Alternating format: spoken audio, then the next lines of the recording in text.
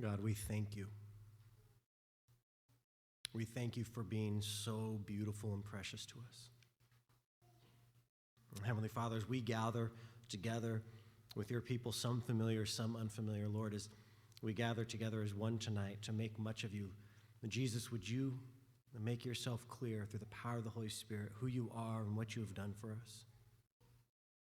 God, as we live in a world that is very clearly broken, that is very clearly at odds with you, God, would you show us how to walk a godly life with our eyes set on you? Oh God, we long for the day when you return and you make all things new. But until then, teach us how to persevere in the midst of a broken world, proclaiming the gospel to those that are lost and dying and encouraging one another. Thank you, God, for being good to us. Amen. So we are at the Sound Doctrine Conference. This has been a long time on my list as far as planning and putting things together. And so everything you see tonight is not the work of me, but is the work of a group of people who have come together and said that this is important. This season, this moment, it's important. And as I've been talking with people and studying the Word and myself becoming more and more excited and hearing the excitement of brothers and sisters, there's a lot of excitement, but there's also a seriousness to what we are studying tonight. There's a seriousness to the songs that we sing. I often say a serious joy. A serious joy. So if you will, think about the wedding day of a young couple. It's serious joy. A young married couple should be very joyful about what they are doing, getting married, but they should also be very serious about it. And so there's times that we need to have a serious joy. And so we come together and we look at this, and we're looking at this Sound Doctrine Conference. And in short, if I can give the shortest sentence of the Sound Doctrine Conference, the theme of godliness for this year is that sound doctrine produces godliness. Sound doctrine produces godliness. But you know me, and I can't say it in a short sentence. So it might be better said, sound doctrine in accordance with the gospel of the glory of God produces godliness in accordance with the gospel of the glory of God. It's written down for you, so you don't have to write that down. But there's a lot to take in there. But the way that this is going to work, the way that we're going to do this, is we're going to move through all of 1 Timothy tonight and tomorrow. Not just all tonight, but tonight and tomorrow. I'm bringing the first word, and I'm bringing some more tomorrow, but there's going to be some two co-laboring pastors working in this and through this well, and I've been excited to invite them to come and bring word. We're going to be singing, we're going to be praying, and we're going to be responding in obedience, Lord willing, to all of this. But the question that might be asking is, why this conference? Of all the different themes that we could talk on, of all the different stuff we could go to, why this one? And that's where I want to bring to mind Pilate's question, what is truth? Pilate standing before Jesus. I mean, in the earthly sense, Jesus was standing before Pilate, but in the truest sense, Pilate was standing before Jesus and says, I have come to give testimony to the truth, to bear witness to the truth. And Pilate's response is, what is truth? 2,000 years later, and honestly, not much has changed. But we must, in light of this question, provide a biblical response for two reasons. So today, we're not asking what is truth. There was a time past that people were asking, what is truth or combating truth, but we've moved into two categories among the culture at large. One is my truth. That's your truth, that's my truth. We used to say, what is truth? And we, meaning the world, that the world used to say, what is truth? But now in the modern age or in the current context is, well, this is my truth. And then the other one is personal autonomy. So not only is it my truth, but then there's personal autonomy where, well, I can do what I want and you can do what you want. But here's the thing, in light of this conference, we need to provide a biblical response. There is no my truth. There is Christ who is the truth, or there's no truth. You can't have my truth. So there's Christ. He is the truth. So we're fighting against that in a general sense, against that notion. But we're also fighting in a general sense against autonomy. Brother and sister, make this clear. Either you're a slave to sin or you're a slave to Christ. There is no such thing as personal autonomy. In a general sense, yes, you are not completely interwoven with everything around you, but there is a relationship between you and the people around you, and there is a relationship between you and God. That there is no one who is absolutely autonomous. Everyone is in relationship with someone and under that authority. Not even God the Father is absolutely autonomous. Now, God, as the triune being, is autonomous from everything else. But even in the trifold unity, you see that there is a cohabitation, a commingling of what it is to be the Trinity.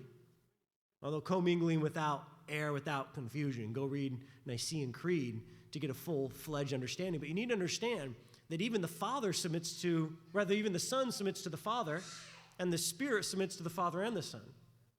So even in the triune Godhead, there isn't this absolute autonomy.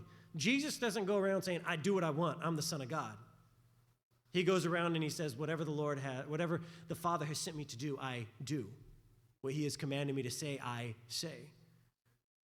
And so this year's theme is godliness. Mainly sound doctrine produces godliness, or sound doctrine in accordance with the gospel of the glory of God produces godliness in accordance with the gospel of the glory of God. Tonight, I'm going to provide a foundation and some basic framework. So think construction terms. When you go and build a house for the first time, you don't start with the furniture, right? You don't start with the light switches. You got to lay a foundation, and then you can kind of start putting some of the sticks up. And then tomorrow, there's going to be some fleshing out of what it looks like. So if you're like, well, there's so much more to be said, John, praise God. Praise God that a finite man has not exhausted the Word of God on one hand, but the other hand, then good, you have homework. You're good, you have homework. But then tomorrow we're going to see between me and Pastor Will O'Brien and Pastor Craig, there's going to be a sense of defending and building, and then a time of inspection. So as we were thinking, I know on a Sunday morning in a corporate worship, there's not a time for an open Q&A. But tomorrow, the first 3 sessions, at the end, there's going to be time to ask questions. Maybe you're like, I don't agree with you whatsoever. Or maybe there's like, okay, I agree with you, but can you give a little bit of clarity? There's going to be a time to give a Q&A based off of in the prophets when it says, come, let us reason, says the Lord. Or when the disciples came and asked questions of Jesus, say, all right, Jesus, I know I heard you. I was there. My ears vibrated, but can you give a little bit of clarity? So I want to encourage on the front end, be prepared to ask questions. Can you go a little bit deeper on that? Can you defend that? Be like, I'm not seeing that. Can you say that again? No, I want to give, and that's a little bit of the inspection, the sound doctrine, if you will. If something is sound, it will survive testing. Right? If the bridge is sound, it will not collapse when a semi drives over it. Right? And so if what is being taught is the Word of God, and if the Word of God is sound, then any questions that are thrown at it as a friend or as a foe, those questions will be answered accurately well, and the Word will be proven sure. But as we get into tonight's scripture, and it was read earlier, and so I won't read it in full, but we'll be pulling it apart. But 1 Timothy chapter 1, verses 3 through 11, I want to warn us of 2 ditches. Because what I'm going to say tonight is going to give us the tendency that we're driving into one ditch, and so we're going to yank the wheel to the other side and crash into the other ditch. Or some of us are going to feel like we're going into that ditch and crank the wheel and go into the other ditch. And so we have 2 ditches that we are seeking to avoid. We need to stay on the road. And so the first ditch that we need to be aware of is, in the theological term, is Antinomianism, or no law. Now I'm in Christ, get rid of the law, I'm free from it. We are completely unbound from the law. Let's just let's just go ahead and just burn the Old Testament because it's not even useful to us. I mean, it's a waste of paper. I mean, it's heavier to carry. Let's just get rid of it. Let's just get to the good stuff. That's Antinomianism. There is no law. But that leads to rampant sin. It leads to rampant sin. Or the other ditch is legalism or moralism.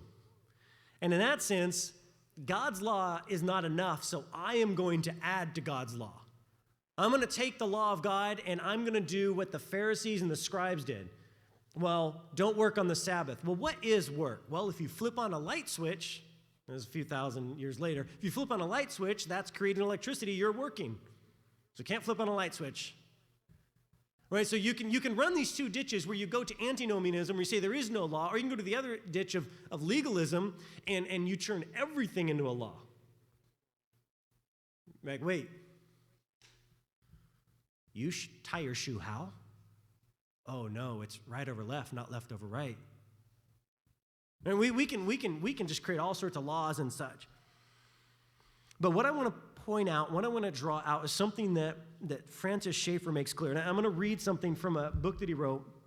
And I'm trying to, the 3 books that we gave away, I'm trying to pull from them, but there's 2 or 3 other books I'm going to pull from that some guys smarter than me, which isn't hard to find, said something more intelligent than me, which is not hard to do.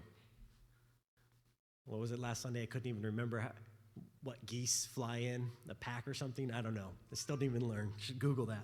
But if you would, Spiritual Living by Francis Schaeffer. Schaeffer has had a huge and significant impact on me as a student of the Word of God. But I want you to listen to this, and I'm going to read at length, and there's a bit, but listen to what Schaeffer's saying.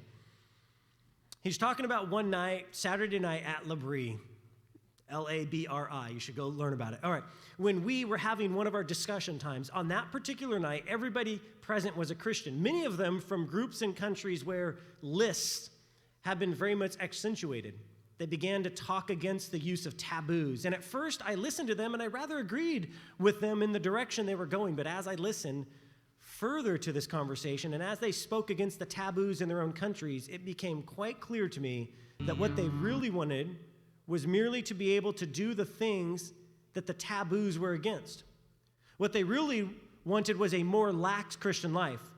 But we must see that in giving up such lists and feeling the limitation of the list mentality, we must not do this merely in order to be able to live a looser life. It must be something deeper. So I think both sides of this discussion can be right, from both sides can be wrong.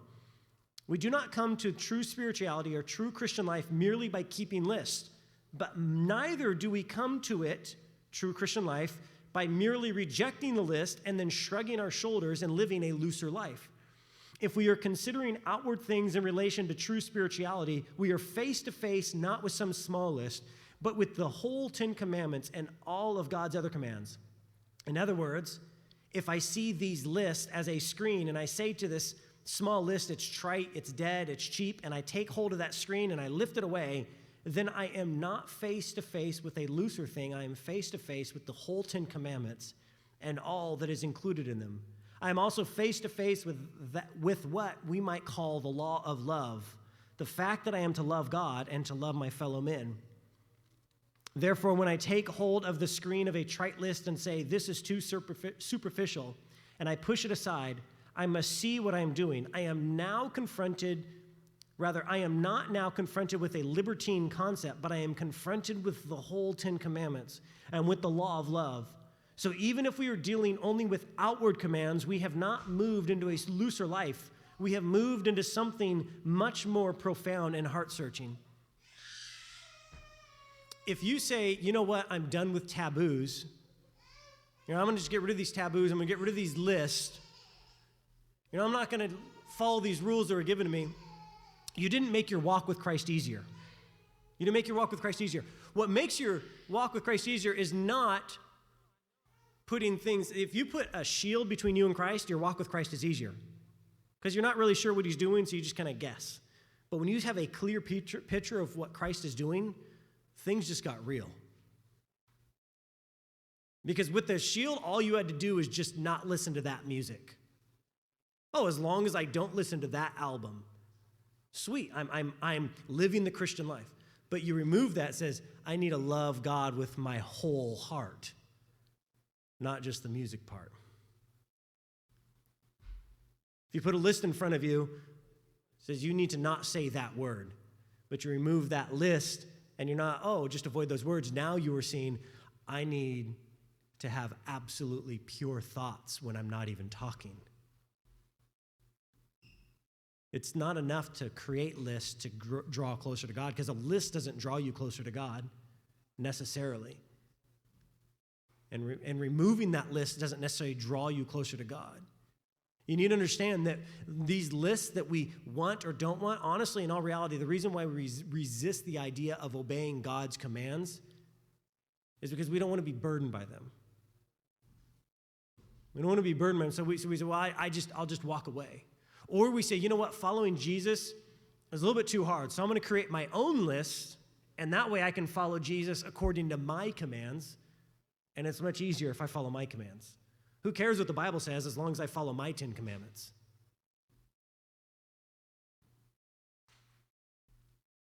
We've got to avoid the two ditches. Getting rid of lists isn't going to make following Christ easier necessarily. Creating lists is not going to make following Christ easier necessarily. We have a responsibility to hear what the Word of God says and follow on the road. Stay in our lane, if you will. And this is where we see here in 1 Timothy chapter 1 that the law shows us how to live a life of godliness. Catch that. The law of God shows us how to live a life of godliness. Well, some of you are saying, which law? And that's a good question. Some of you are going, what do you mean, which law? I'm not talking about the American Penal Code. I'm not talking about the laws of our land. But in the Bible, you can hear of three different types of law. The first common law that we come in contact with is the Mosaic Law, which was revealed on Mount Sinai. So we're very familiar with that. The 10 Commandments is often the go-to, but there's more than 10 commandments. But the Mosaic Law is often a law that's referenced in the New Testament. And you have to say, okay, what law? And you need to look at the context to understand. But you can also, when you see the word law in the Bible and then the New Testament, and even in the Old Testament, it could not be speaking about the Mosaic Law per se, but is speaking about the moral law. It's speaking about the moral law. So the Mosaic Law are like those commands that were heard and articulated, but the moral law is revealed on the hearts of all mankind. Everyone knows the moral law. Everyone knows what they ought to do. And no one has to tell the kid with his hand in the cookie jar to run when mom comes.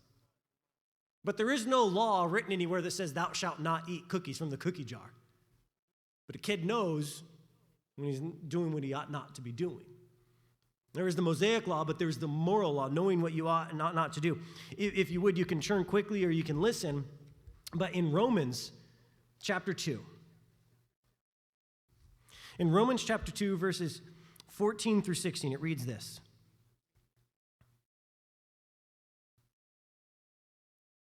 For when Gentiles who do not have the law, the Mosaic Law, by nature do what the law, the Mosaic Law, requires, they are a law to themselves, the moral law, even though they do not have the law, the Mosaic Law. They show that the work of the law, the Mosaic Law, which then becomes the moral law, is written on their hearts, while their conscience also bears witness, and their conflicting thoughts accuse or even excuse them.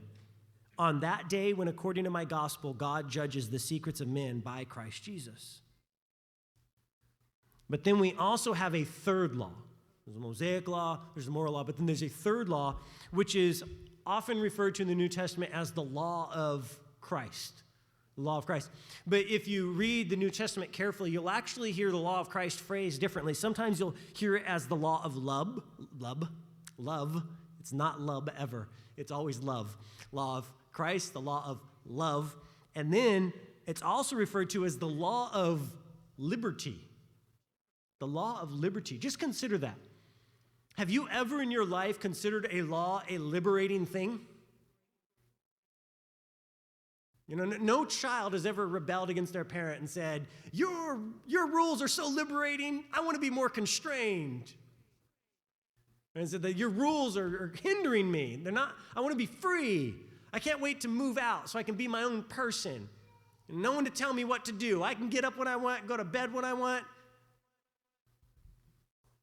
And then you realize that that's not the case, but that's a different conversation altogether. But okay, so we have the law, and we need to understand that the law shows us how to live a life of godliness. Whether it's the Mosaic law, whether it's the moral law, or whether it's the law of Christ, the law, all three do this, but the law, and in their own ways, show us how to live a life of godliness. And what do I mean by godliness? By godliness, I mean that it is living and character that is consistent with the law of Christ and his gospel. Godliness is living and character that is consistent with the word, or rather with the law of Christ and the gospel. Contra verses 9 through 10, if you would. I turn to 1 Timothy chapter 1 and listen to verses 9 through 10. Understanding this, that the law is not laid down for the just, but for the lawless and disobedient, for the ungodly and sinners, for the unholy and profane, for those who strike their fathers and mothers, for murderers, the sexually immoral. And when it says strike fathers and mothers, it actually means to murder fathers and mothers. And then the general murderers, sexually immoral, men who practice homosexuality, enslavers or kidnappers, those involved in the slave trade, liars, perjurers, and if we didn't mention it, whatever else is contrary to sound doctrine.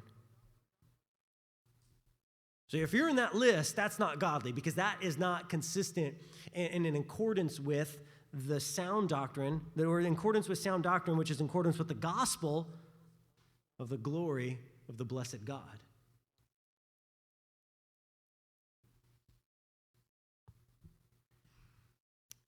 Timothy is serving this church. He's serving this church here in Ephesus, and he's trying to do well, having been left by Paul. Stay here. Care for the church. I've got to move on. And so there's Timothy, filling in the shoes of the Apostle Paul, or the sandals. And he's left there to do well. Okay, so you men, you're called to lead the church, and Paul says, all right, get on it. What is the first thing you do? What's the first thing you do? Paul writes a letter and says, all right, Timothy, this is the first thing you need to do. This is the first thing you do. The first thing he charges Timothy with. What does he do? Charge certain persons not to teach any different doctrine. First thing you need to do, Timothy, is stop bad teaching. Stop bad teaching. That's your first task. That the first thing that you need to do is stop bad teaching. You need to stop this because it's causing some problems.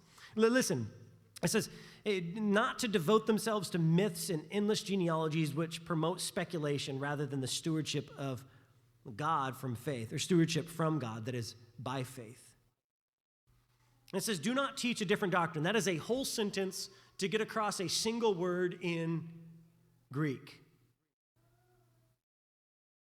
Heterodidasko. Okay, let's break that down. Heteros. Heterosexual. Those who like the other, so the other. And then didasko, the idea of teaching and calling out.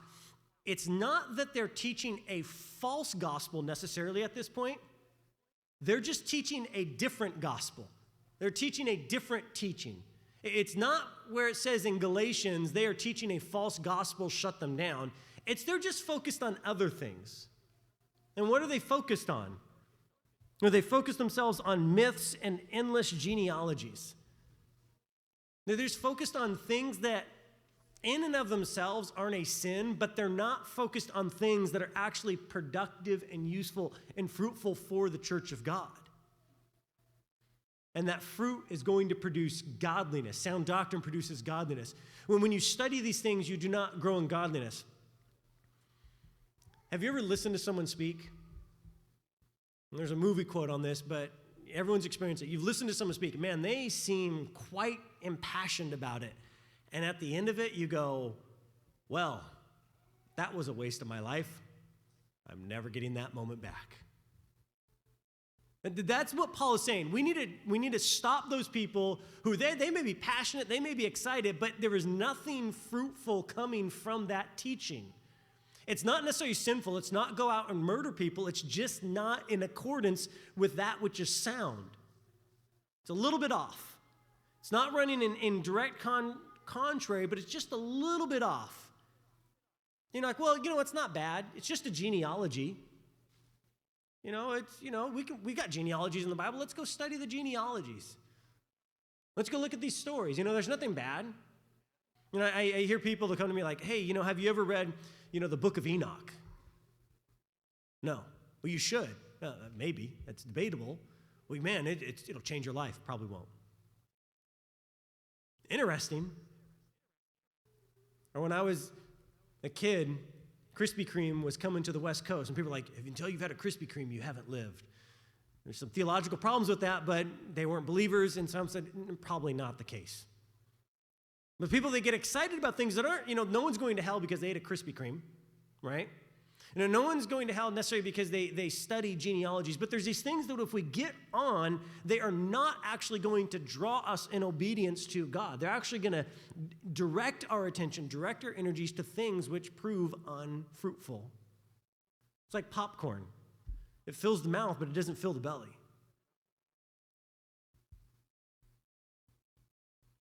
He says, do not teach a different doctrine. But on top of that, he says, charge certain persons. So not just you, Timothy, but you need to go to these other people, shut them down, and bring them down. What do these do? These are vain, they are empty, and ultimately, these doctrines that, they're not bad, they oppose the law of God. They oppose the law of God. In verse 7, certain people, by swerving from these, have wandered away into vain discussions, desiring to be teachers of the law. Catch that. These certain persons, they're not just teaching genealogies and myths. They're also wanting to be teachers of the law. I want to teach this stuff that's the law of God. It's good. It's righteous. He says, but what they're doing is vain. And not only do they want to teach, they don't even understand what they're saying. We've all had that argument with someone that is full of facts but empty in the brain. Like, for someone who knows so much, you know so little. This is who Timothy is dealing with. And you got all this knowledge, but you're as dumb as dirt. You got all this knowledge, but you don't even understand what the law is. And here's how we know in modern days similar things. A lot of people talk about the law, and they end up in two ditches. Andy Stanley says we should unhitch from the Old Testament, just get rid of that. And then you have denominations that establish so many lists that you would die reading all the lists before you actually got to a command that was found in the Word of God. You've read every other command in the world but the actual commands of Christ, His law, His righteousness.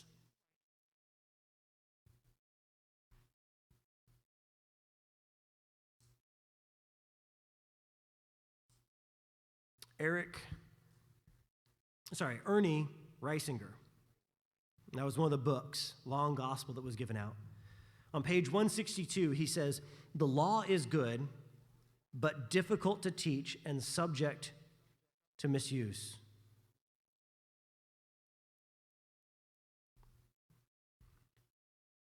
And then he goes on from there, Mr. Reisinger, he goes on from there to demonstrate that the way that it's prone to abuse, it's good, but it's prone to abuse and misuse, is people have a tendency to go one or the other. Let's just deal with the gospel. Let's just deal with the law of Christ and just get rid of the law. Let's just deal with the law. Let's kind of, put the gospel aside. And it's not a new thing. What did the Judaizers do? If you want to come to Christ, that's good. We're happy. What do you need to do first? You need to get circumcised. We need to establish these laws for you. But then at the same time, they didn't just ignore the law. What do they say? No, Gentiles, you don't need to be circumcised. and a wave of relief was heard by the men. But what did you hear the council, the apostles and the elders say? But you know what? You guys probably shouldn't eat food with blood or sacrificed to idols.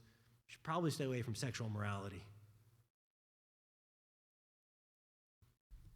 They got rid of, I thought that no laws. If no laws, then why are you giving us laws? The law is good, but it's difficult at times. It's difficult at times. And it's prone to misuse. And usually we misuse it because we want to take advantage of it and put ourselves in a higher position, or we want to put someone else in a lower position. We want to make ourselves look good before God. Look, God, I got rid of your law. Look, God, I obeyed your law. Look, God, they don't obey your law. Look, God, they're trying to please you by obeying laws. And we try to put ourselves in different positions. We try to contort the law to our benefit. But what we need to understand is that the law coincides with the gospel. The law and gospel are not in opposition. They are not fighting each other. There's not this big cosmic battle, 3-part movie series where it's law and gospel. Who's going to win? 2 out of 3 takes the title. If you would, verse 8. Certain persons, by swerving from these, have wandered away into vain discussions, desiring to be teachers of the law. Now we know the law is good. Paul did not say the law is bad. Paul said the law is good. Which means we do not just take the law and throw it out. If it's good, it's useful. You don't take good fruit and throw it on the ground. You don't take good food and throw it in the trash. You use it. It's good. And we see that it's not in opposition to the gospel, because what does it say? It says later, it gives this list, it gives, that it's useful if one uses it lawfully, then it gives the list of all these things that we ought not to do, but then it jumps in to verse 10, and it says, whatever else is contrary to sound doctrine. Okay, so don't do the things that are contrary to sound doctrine, but listen how Paul modifies, how Paul explains what sound doctrine is. Sound doctrine, which is, in verse 11, in accordance with the gospel of the glory of the blessed God with which I have been entrusted.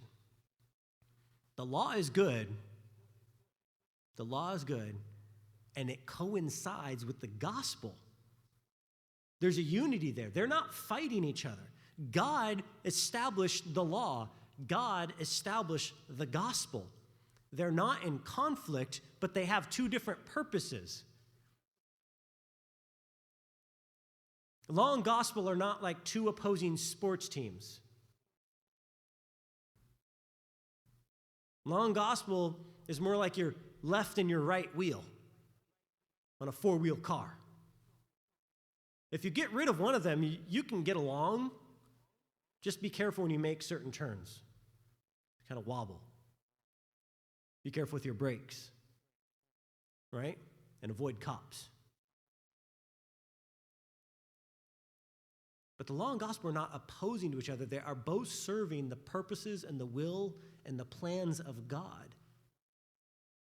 God didn't read the Bible one day and go, oh man, I messed up. I put the law and the gospel in the same book. Next time I'm doing 2 volumes. But he put these things in there together. If you would, I'm going to read out of this a section.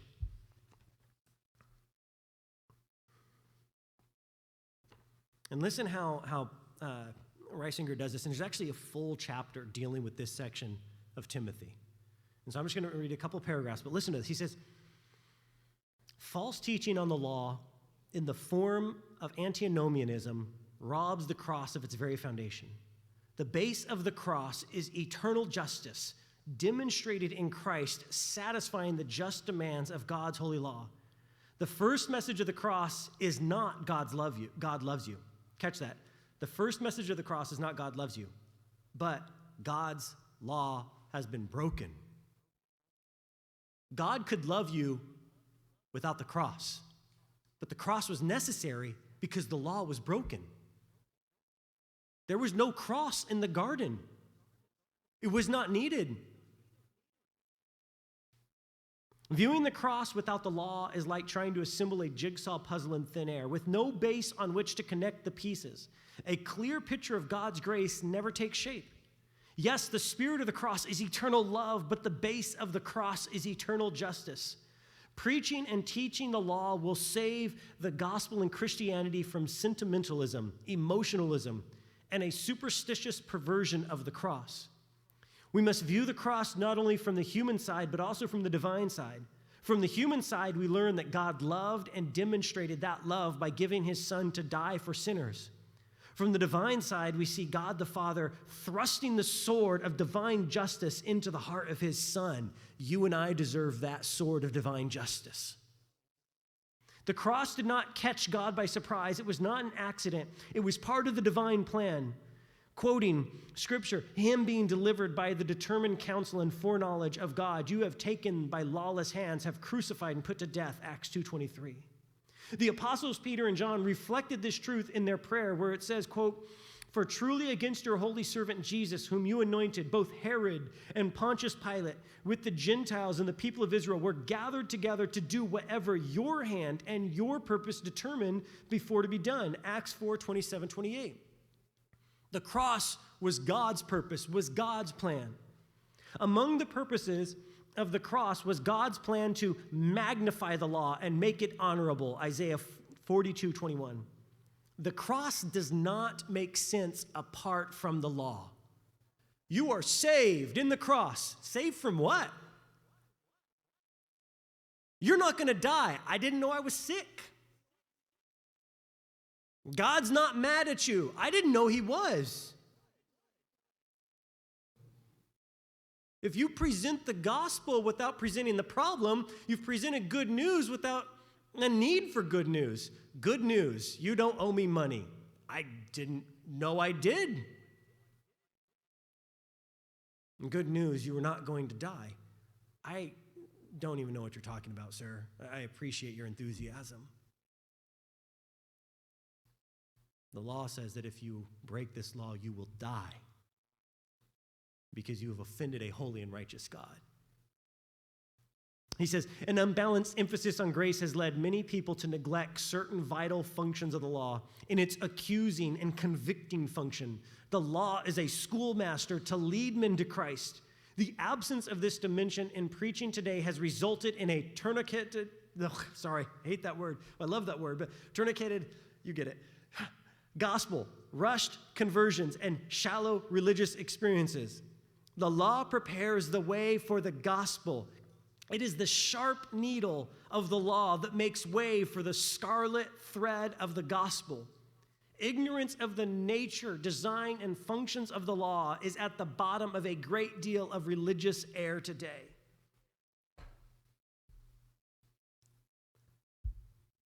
Don't teach something else when people's lives are on the line.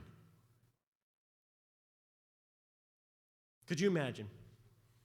You're going to visit a cancer doctor, specializes in whatever cancer. And you get there. You say, doctor, I know I got the report. You told me, saw email or whatever, and got cancer.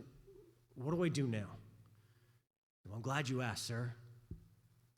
Have I told you about fly fishing? Oh my gosh, it is amazing. We should go sometime. It'll blow your mind. Thank you, doctor. I appreciate that. But what about the cancer? Oh gosh. Okay, so fly fishing. So you get this rod and you twirl it around your head and you stand out in the early cold morning air and you feel just the thrill of the moment.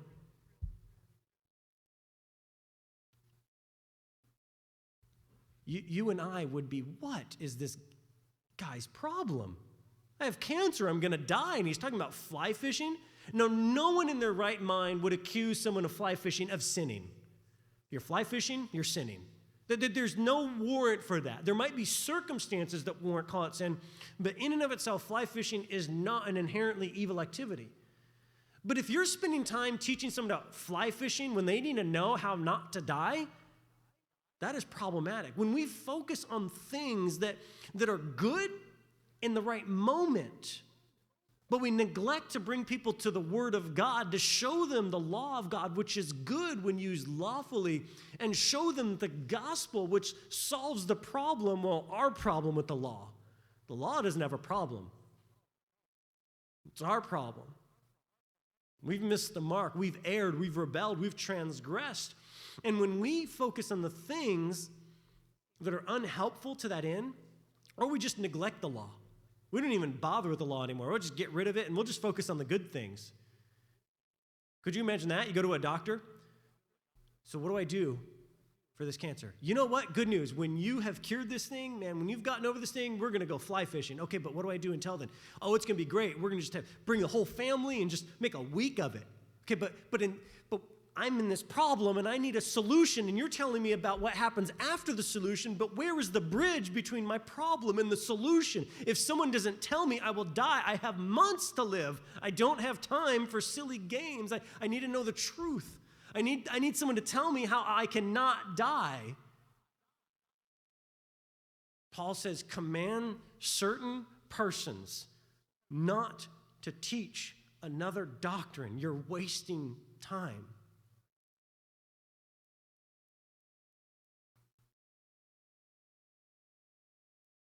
There's nothing wrong with certain things in their right context.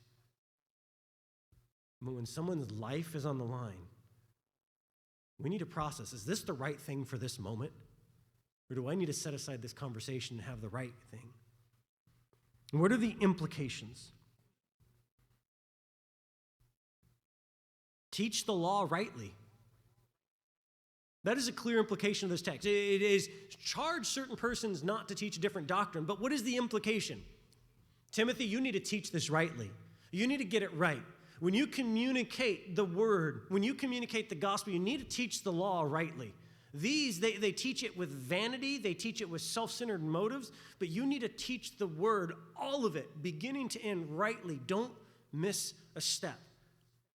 There is too much in the word of God to deviate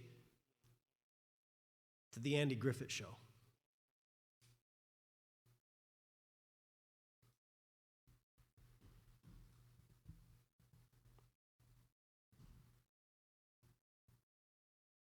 A call to the correct teaching of the law, a call to a correction of those who teach the law properly, is not a call to abandon the law.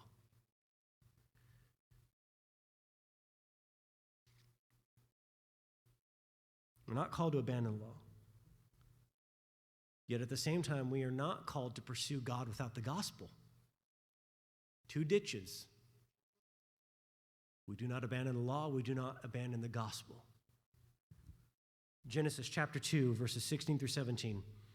Adam, you have the entire Garden of Eden. Eden, the locale, the garden in Eden. You have all the garden. Care for it, subdue it, have dominion. Whatever tree that you see that is good for bearing fruit, you consume that to your heart and belly's content. But that tree of the knowledge of good and evil, do not eat of it, because the day that you eat of it, surely you will die. And what happened? Eve was deceived by the serpent. Adam followed and listened to the advice of his deceived wife. And what was the result? And the curse is made clear in Genesis chapter 3, verse 19. From dust you come, to dust you shall return. The day that you eat of it, you shall surely die. And God in his gracious work did not kill Adam and Eve immediately, but did say, oh, death is coming. If it was not for the gospel, if it was not for the gospel, Adam and Eve would have died that day. If it was not for the cross, Adam and Eve would not die. We go, well, the cross was like thousands of years later.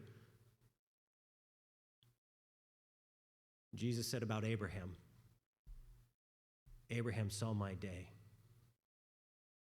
Right? Before Abraham I was. The cross is what saved every believer from the Old Testament. No one comes to the Father except through who? Christ. No one comes to the Father except through Christ.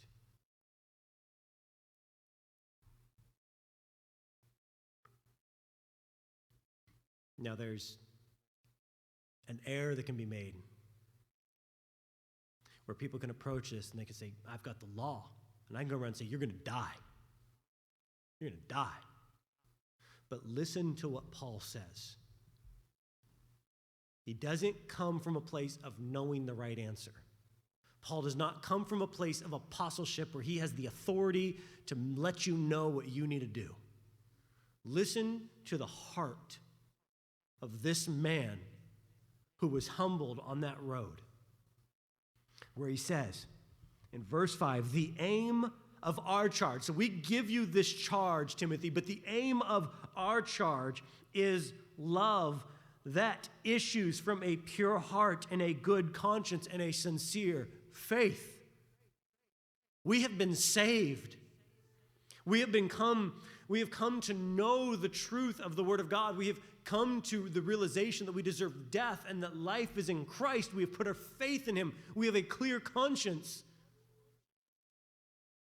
And because we love you, Timothy, because we love the men and the women and the children at Ephesus, because we love those certain persons who preach and teach a different teaching, we have to tell you, stop.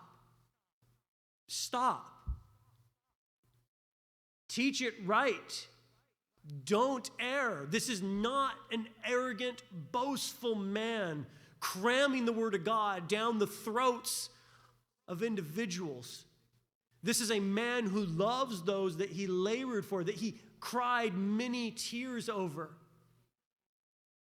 Many tears over many men and women. And he even says in different places about a different church, I worry that I have labored over you in vain. That is not a man who hates people. That is a man who is completely torn and ripped apart. That there are those that he has preached the gospel to, and they heard it and they responded, and then they walk away.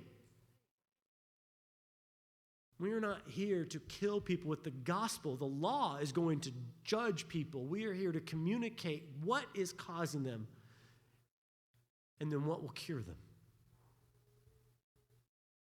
The aim of our charge. Why are we telling you this, Timothy, to tell this to others? Because we love you and we love them.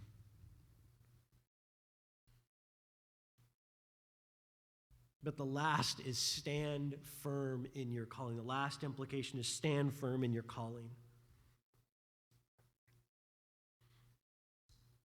He says, in accordance with the gospel of the glory of the blessed God with which I have been entrusted.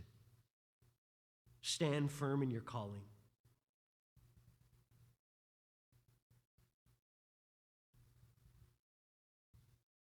You guys deal with battles every day that I may never know. And that's okay. I don't need to know.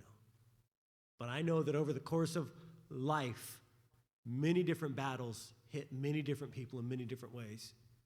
Some feel like death blows and some just feel like annoying pings. I'm gonna pull something. Joel Beakey wrote a book on Puritan Theology, which is beautiful. That's why you guys have a Puritan book. That's why some of you have a Puritan book, because the Puritans understood something. We're like, uptight Puritans, puritanical even. Those guys love God. They love God.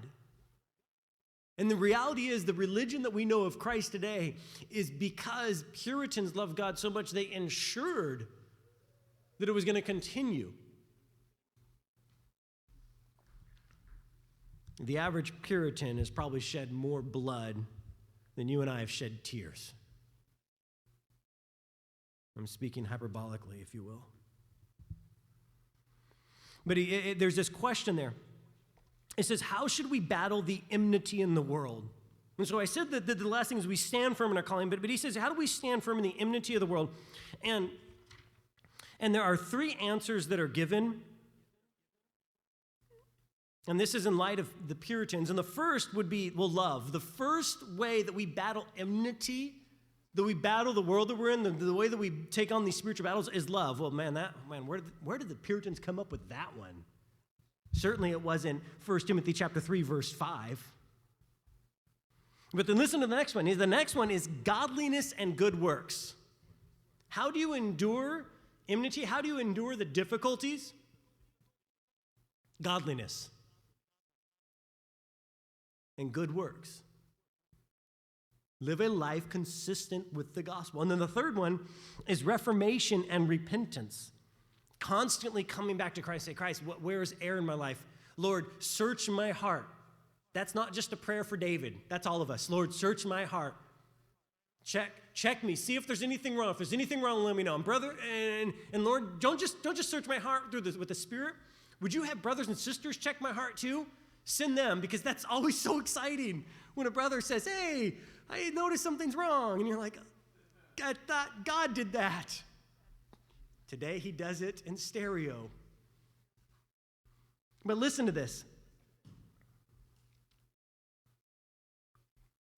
Using these very weapons, love, godliness, and good works, reformation and repentance, the ancient church endured persecution and commended its Lord to the world of its day by its unshakable faith in God, its love for Christ, its daily repentance, the rejoicing of its members in the face of suffering and death, and its persistence in doing good to all men. In the end, the ancient Roman Empire was conquered by the power of the gospel of Christ.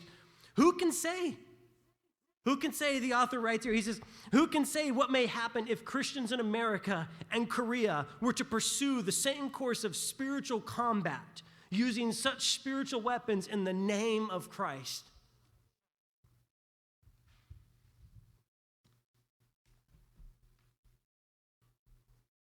Paul doesn't have a name for himself because he was a jerk. We know Paul. Yes, because of the work of the Holy Spirit, but listen to what Paul says. And can you quote these words? Could you say these words? Follow me as I follow Christ.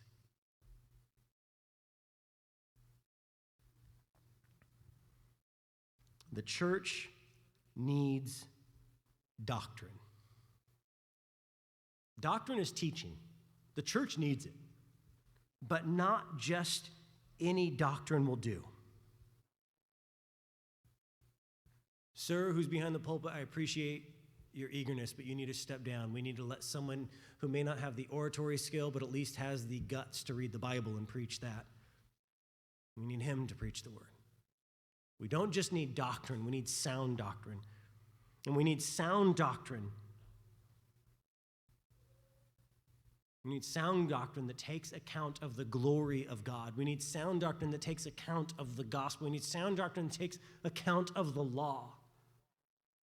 And not just in an ethereal mindscape, academic, out there beyond us. We need an intelligent faith. Don't get me wrong. We need thick books about God. But we need a sound doctrine that when we hear it, when we hear the pure word proclaimed, when we see the pure and true words proclaimed in the law, proclaimed in the gospel, you know what happens? God's people become godly.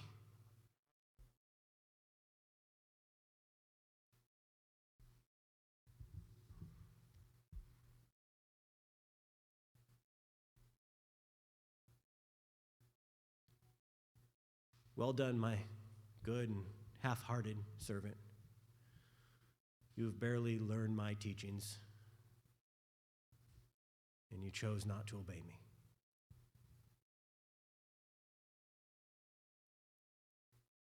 Those are not the words that we look forward to. We look forward to the words of, well done, my good and faithful servant. Brother and sister, we're going to suffer many trials in this world. We're going to go through many different things. And some mamby-pamsy, pithy, bubbly doctrine that does not address our sin and does not clearly communicate the cure and does not tell us what to do once we have been cured. If we don't have a doctrine that does that, we've got nothing. What did Jesus say? Or what was rather the accuser said? Jesus, what you say is hard. And elsewhere, Jesus says, follow me, my burden is easy, my yoke is light. Following Jesus is not easy every day. But I believe it because it's true that the hardest day with Jesus is bliss compared to the gentlest day in hell. Brother and sister, will you pray with me?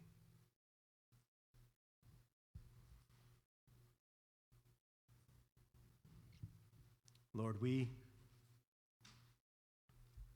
have nothing without you. Naked we have come into this world, naked we will leave. Lord, but you being gracious, do not just clothe us with animal skins. You do not just clothe us with physical clothing, but you clothe us with the righteousness of Christ. And God, we could not attain this on our own. And so, Jesus, you secured it for us completely at your cost. At the command of the Father, you came and you bore our sins.